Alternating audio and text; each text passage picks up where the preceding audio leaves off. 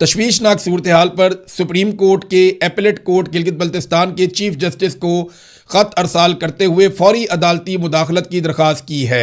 उन्होंने कहा कि गिलगित बल्तिस्तान में इंतखाबी माहौल के बारे में मौसूल होने वाली इतलात इंतहाई तशवीशनाक हैं, जहां एक सियासी जमात को इंतखाबी सरगर्मियों, अवामी इज्तमाआत, इंतखाबी मुहिम और पार्टी क़यादत और कारकुनान की नकलो हरकत में गैर ज़रूरी रुकावटों का सामना है। उन्होंने निशानदेही की कि सियासी कारकुनों को हरासा करने, गैर कानूनी गिरफ्तार करने और सियासी सरगर्मियों में रुकावट डालने की इतलात सामने आ रही हैं, जो अगर ना रोकी गई तो इंतखाबी अमल के साथ उसकी साख और शफाफियत को शदीद नुकसान पहुंचेगा। पाकिस्तान का आइन हर सियासी जमात और शहरी को आज़ादाना, मुनसिफाना, शफाफ और गैर जानिबदाराना इंतखाबात में हिस्सा लेने का बुनियादी हक देता है।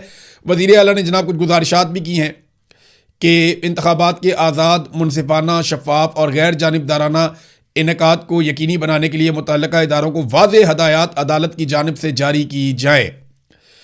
गैर कानूनी तौर पे हरासा करना, गिरफ्तारियां करना और पाबंदियां जो लगाई गई हैं वो फौरी तौर पे उन्हें रोका जाए। तमाम सियासी जमातों को एक जैसा मौका फराहम किया जाए। इंतखाबी अमल के दौरान आइनी और जमहूरी हकूक़ की किसी भी खिलाफ वर्जी के खिलाफ फौरी और मौसर कार्रवाई की जाए। अदालत से अपील की कि वो अपने आइनी इख्तियारात इस्तेमाल करते हुए कानून की हुक्मरानी, जमहूरी इक़दार के तहफ़्फ़ुज़ और अवाम के इंतखाबी अमल पर एतमाद को यकीनी बनाने के लिए ज़रूरी अहकामात जारी करें। अच्छा, एक चीज़ और करनी चाहिए, एक और भी चीज़ है वो होनी चाहिए। पाकिस्तान तहरीक इंसाफ के हमायत याफ्ता जितने भी उम्मीदवार वहाँ पर इलेक्शन लड़ रहे हैं और जितनों को मज़ीद वो अपने साथ मिला सकते हैं, इन सबको एक मुश्तरका तौर पर ख़त लिखना चाहिए इसी चीफ जस्टिस को एपेलेट कोर्ट के, और इसको रिकॉर्ड पे रखना चाहिए कि हमें ना कंपेन चलाने दी जा रही है, ना हमारी क़यादत को यहाँ पे आकर जलसे जुलूस करने की इजाज़त दी जा रही है। हमारे रास्ते रोके जा रहे हैं, हमारे वोटों को दूर दूर के इलाकों में ट्रांसफ़र किया जा रहा है और मिलिट्री एस्टेब्लिशमेंट इसके अंदर बेजा मुदाखलत कर रही है इलेक्शन में। इसको रिकॉर्ड के ऊपर ज़रूर रख लें। ये आज या कल के दिन के अंदर पाकिस्तान तहरीक इंसाफ के हमायत याफ्ता तमाम उम्मीदवारों को, जो बाकी उम्मीदवार हैं जिन मजीद के साथ भी ज़्यादती हो रही है ना, यानी वो तो जीतने की दौड़ में तो नहीं है, बहुत सारे उम्मीदवार होंगे बीच में, तो उनको भी साथ शामिल करें और उनको भी लेटर लिखवा के जाके कोर्ट को देकर आए। ये जब इस तरह के लेटर्स लिखेंगे ना और एक पटिशन बेशक डाल दें ताकि ये रिकॉर्ड का हिस्सा रहे और कल को ये चीज़ें काम आएंगी। काजी फायदी साहब को याद है वो क्या कहता था? वो कहता था जनाब जब ये हो रहा था तब आप क्यों नहीं है, वो सारे नस्से बज्जे हुए थे बेचारे, कहाँ से आते? तो ये इनका बहाना कल को होता है। लिहाजा पाकिस्तान तहरीक इंसाफ को अपने तमाम कैंडिडेट से भी इसी किस्म का एक लेटर या एक पटिशन जो है वो अदालत में डलवानी चाहिए। अब नाजरीन, अमीर मुकाम का बेटा जो अपोजिशन लीडर है यहाँ खैबर पख्तूनख्वा में, वो जब पहुंचता है वहां पे तो उसे प्रोटोकॉल दिया जाता है और फौजी उसे प्रोटोकॉल दे रहे हैं, फौजी उससे हाथ मिला रहे हैं, उसको प्रोटोकॉल दे रहे हैं, उसको रास्ते बनाकर दे रहे हैं। तो एक तरफ जो पाकिस्तान की फ़ौज है, जो पाकिस्तानियों की फ़ौज है, पाकिस्तानी टैक्स देते हैं तो ये फ़ौज बनती है, चलती है। ये फ़ौज एक पॉलिटिकल पार्टी के एक लीडर को प्रोटोकॉल दे रही है और उसको सहूलतकारी कर रही है इलेक्शन के बीच में, और दूसरी पॉलिटिकल पार्टी को दीवार के साथ लगाया जा रहा है। उसके लोगों को या तो आने ही नहीं दिया जा रहा, और जो आ जाता है असल में ये रिस्पॉन्स से डर गए। जुनेद अकबर साहब को जिस तरह का रिस्पॉन्स मिला, ये उस रिस्पॉन्स से डर गए। और इस वक्त आप कहीं पे भी पाकिस्तान तहरीक इंसाफ का झंडा देखते हैं तो आप देखते हैं उसके साथ बहुत सारे लोग खड़े हैं। हर तरफ पाकिस्तान तहरीक इंसाफ के झंडे नजर आते हैं, हर तरफ पाकिस्तान तहरीक इंसाफ का वोटर और सपोर्टर नजर आता है। पूरी कहानी एक सिमत में चल रही है। मिलिट्री एस्टेब्लिशमेंट को बदतरीन शिकस्त हो चुकी है गिलगित बल्तिस्तान में, सिर्फ उसका अनाउंसमेंट होना बाकी है। और अनाउंसमेंट के लिए वो वही पुराना तरीकाकार करेंगे कि बजाय इसके कि अपनी शिकस्त तस्लीम करें, वो पाकिस्तान तहरीक इंसाफ के खिलाफ फॉर्म 47 जारी करने की कोशिश करेंगे और 2 नवंबर से इलेक्शन जो है वो पीपल्स पार्टी और पीएमएलएन को दे देंगे। फिर पाकिस्तान में जो टाउट सहाफ़ी हैं वो टीवी पे और सोशल मीडिया पे बैठ के ये साबित करने की कोशिश करेंगे, नहीं जी नहीं, पीपल्स पार्टी ने भी सीटें ली हैं, नहीं जी नहीं, पीएमएलएन ने भी सीटें ली हैं। हालांकि ये वहां पे अब सीटें लेने के काबिल तो दूर की बात है, वहां जाने के काबिल नहीं रहे। आबिद शेर अली साहब भी वहीं पे घूम रहे हैं, बाकी और भी बहुत सारे लोग वहां पे घूम रहे हैं। बिलावल क्या एमएनए नहीं है, बिलावल की बहन एमएनए नहीं है। बहुत सारे लोग और भी एमएनए एमपीए वहां पहुंचे हुए हैं, फौज सफर मौज वहां पे काम कर रही है, लेकिन इन्हें पूछने वाला कोई नहीं है। गिलगित बल्तिस्तान की आवाम को जो है ना, वो एक बात बड़े अच्छे तरीके से समझ लेनी चाहिए कि इन पर एक कठपुतली हुकूमत मुसल्लत करने की तैयारी की जा रही है और इसे सिर्फ वो खुद ही हिम्मत करके रोक सकते हैं।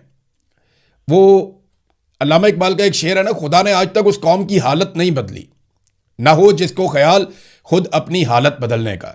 अगले 5 साल पछताते रहे, उससे बहुत बेहतर है कि 5-10 दिन जोर लगा लें। गिलगित बल्तिस्तान के लोगों से मेरी गुजारिश है कि अगले 5 साल पछताने से बेहतर है कि वो 5-10 दिन जोर लगा लें और किसी तरह अपनी मनपसंद हुकूमत बना लें। अगर मिलिट्री एस्टेब्लिशमेंट ने अपनी कठपुतली हुकूमत मुसल्लत कर दी तो फिर आप भूल जाएं कि आप कुछ अचीव कर पाएंगे अगले 5 साल में। आपके वसाइल पे, आपके हकूक के ऊपर मजीद डाके डाले जाएंगे, क्योंकि पाकिस्तान की मईशत तबाह हो गई है। अब इन्होंने हर चीज पे कब्जा करना है। मैं मिसाल आपको देता हूं, ये देखें ना, ये जेट फ्यूल सस्ता किया पाकिस्तान की हुकूमत ने। अब ये है तो देखने में एक छोटी सी खबर, ये जियो न्यूज के ऊपर, चलो मैं वहां से पढ़ के आपको बता देता हूं। जेट फ्यूल की कीमत में 48 रुपए 80 पैसे फी लीटर की कमी। जो नई कीमत मुकर्रर की गई वो 283 रुपए 52 पैसे फी लीटर हो गई, यानी $1 का हो गया लगभग। 280-82 रुपए का डॉलर है तो 283 रुपए का फी लीटर जेट फ्यूल हो गया $1 का। आपको पता है दुनिया भर में जेट फ्यूल महंगा होता है, डीजल और पेट्रोल सस्ता होता है। दुनिया भर में जहाज़ों में इस्तेमाल होने वाला जो फ्यूल है वो महंगा होता है और मोटरसाइकिलों और गाड़ियों में इस्तेमाल होने वाला फ्यूल सस्ता होता है। यही एक पैटर्न है। मिसाल के तौर पे पाकिस्तान इसको बेच रहा है 283 रुपए का फी लीटर, बांग्लादेश 467 रुपए का, भारत लगभग 300 रुपए से ऊपर का। ये पाकिस्तानी रुपयों में बता रहा हूं मैं आपको। 325 रुपए के आसपास भारत बेच रहा है, श्रीलंका 396 का बेच रहा है, चाइना 307 का बेच रहा है, यूके जो है वहां ये 500 रुपए से भी ऊपर का है, लगभग आप समझ ले 600 रुपए के पास। तो पूरी दुनिया में जेट फ्यूल जो है वो महंगा है, कि जहाज में इस्तेमाल होने वाला फ्यूल महंगा है, उसको रिफाइन करने की कॉस्ट होती है ना, वो बड़ा महंगा पड़ता है। डीजल और पेट्रोल पूरी दुनिया में सस्ता है, यानी गरीब का फ्यूल पूरी दुनिया में सस्ता, अमीर का फ्यूल पूरी दुनिया में महंगा।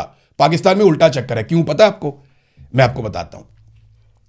जब तक पीआईए सरकार के पास थी तब तक सरकार को इस बात की परवाह भी नहीं थी कि जेट फ्यूल कितने का है, क्योंकि सरकार का पैसा जा रहा था ना, अवाम का पैसा जा रहा था।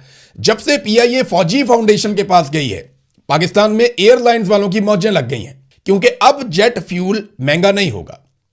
देखिए, पीआईए खसारे में जाए कोई फर्क नहीं पड़ता। जब पाकिस्तान की गवर्नमेंट के पास है, सरकार के पास है, अवाम की मलकियत है, खसारे में चला जाए कोई फर्क नहीं पड़ता। लेकिन जैसे ही ये जाएगा मिलिट्री एस्टेब्लिशमेंट के एक इदारे फौजी फाउंडेशन के पास, तो अब इसको खसारे में नहीं जाने देना। अब जेट फ्यूल सस्ता होगा, मोटरसाइकिल का फ्यूल महंगा होगा।